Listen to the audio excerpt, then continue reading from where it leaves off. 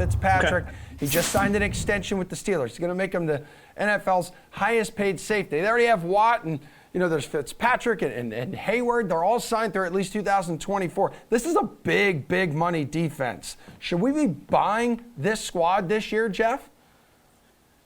It's funny. You didn't even mention your boy, former Jacksonville Jaguar, Miles Jack, getting jacked in the middle of the defense here. I mean, on paper, everyone's expecting this unit to bounce back. And I think they're going to be good in spots for daily fantasy, because the sack rate's going to be high, I think, with Jack in there and Hayward. But, they lost Stephon Tuitt, who retired. He was a really good run stuffer inside, obviously missed a year, and that hurt them last year, and he's not back. I don't really like what they've done on the outside that much. Like Levi Wallace, Ahkello Witherspoon. Are those guys really going to stand up against Jamar Chase, T. Higgins? I don't know, man. I mean, I see it, and I think they'll be fine, but I don't see this necessarily as being an elite defense. I'll still think they may have a little bit of trouble stopping the run. And I think they're going to have trouble stopping guys like Chase. So I'm buying that they'll be a little bit better, but I still think the Steelers team, I don't think they're necessarily going to be top 3 elite or anything like that. Yeah, Pearce, we know how good they were in the sacks department, but back half of the league when it comes to points and yards allowed. Yeah, I don't know if it's quite fair to compare how they're going to match up against Jamar Chase. No one can stop Chase. Witherspoon was the 13th best rated cornerback according to PFF. Hayden leaving the team is an upgrade. He had a veteran presence, but he was really terrible.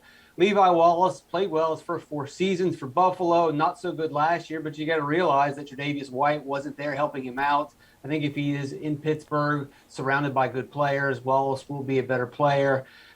Geoff mentioned Miles Jack. Miles Jack is still only 26 years old. He was great the first handful of seasons. Last year, for whatever reason, he just completely fell off a cliff and was absolutely terrible. But now, since he's going to be surrounded by star players everywhere in a great system, I would not be surprised to see the old Miles Jack return. We're still waiting on Devin Bush. He was the 10th pick overall in 2019. He hasn't done anything, and that really is the question. For me, I think the cornerbacks are fine, the safeties are fine, the pass rush is fine, but can these linebackers step up?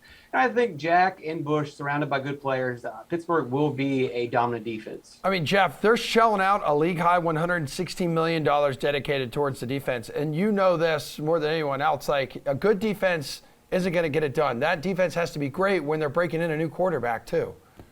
Yeah, and that's the thing. Again, I'm not necessarily suggesting Pittsburgh's going to be terrible. Like I said, I'm just not sure if they got enough to go top 3. But Miles Jack is definitely talented. I definitely agree with Pearce there. And I think that if he does bounce back, it'll be a big story of why the Steelers, just as a unit, bounce back as well in 2022.